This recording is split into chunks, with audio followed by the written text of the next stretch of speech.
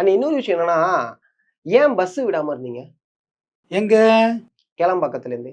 ஏன்னா, எல்லாரும் ஓட்டு போடணும்னு சொல்லிட்டு போறாங்க. 5:30 மணி வரைக்கும் பஸ் வரல. அவ்ளோ டிராஃபிக். தாவேக்காவோட ஓட்லாம் அங்க சேர்ந்துடுச்சு. அங்க நீங்க முடக்கி வச்சுட்டீங்க அப்படிங்கிற ஒரு விமர்சனத்த தொடர்ச்சியா வைக்கிறாங்க. அத நீங்க எப்படி பார்க்குறீங்க? அதே மாரி கடைசி சமயத்துல அதாவது 6:30 மணியோட 7 மணியோட போலிங் முடியுது ரைட்டா? அது வந்து இல்ல 6:30 இல்ல மணி. எத்தனை மணி வரைக்கும் நிக்கிறாங்களோ அத்தனை மணி வரையும் போலிங் பண்ணுவாங்க. உள்ள இருந்தவங்களுக்கு மட்டும் தான். உள்ள இருந்தவங்களுக்கு 7 மணிக்கு மேல வந்து ஸ்லிப் நின்னீங்கன்னா வாங்கிட்டா கிடையாது. ஸ்லிப் வாங்கிட்டா அவங்க உள்ள அது ஓட்டு கியூல நின்னா அந்த நிக்கிறவங்களுக்கு உள்ள வரைக்கும் உள்ள போடலாம். தப்பு. அது 10 மணி கூட ஆகட்டும். போடுவாங்க. போடுவாங்க.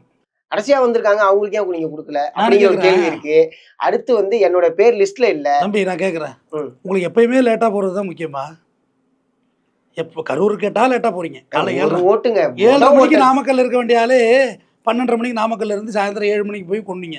ஓகே. இங்க பிரச்சாரத்துக்கு காரைக்குடிக்கு போனாருங்க. ம். பேசுறதுக்கு அலுப்புங்க அவருக்கு. எப்படிங்க பேச முடியும்? ரவுண்ட் அடிச்சிட்டு போனத சொல்றீங்களா? இந்த சைக்கிள் எல்லாம் போய் அதான் தேவர் லைட்டா ஒரு ரவுண்ட் அடிச்சாரே அத சொல்றீங்களா? ரவுட் அடிச்சுட்டு தேவருக்கு டாட்டா காமிக்கிறாரு. ம். அந்த மக்கள் விட்டுட்டாங்களே அவரையெல்லாம். எப்பா தேசிய தலைவரை அவங்கெல்லாம் hi hi hi hi hi எதுக்காவண்டிப்பா போனாங்க? நீ அந்த கேண்டிடேட் பாவம்யா. அவரை அணில் குஞ்சு பேர் தூக்குறாங்க வண்டி மேலே. ஒரு கேண்டிடேட்டை வண்டிக்குள்ளே ஏற்றிக்கணும். பிரபு அவங்கள. பிரபு வண்டிக்குள்ளே ஏற்றிக்கணும்.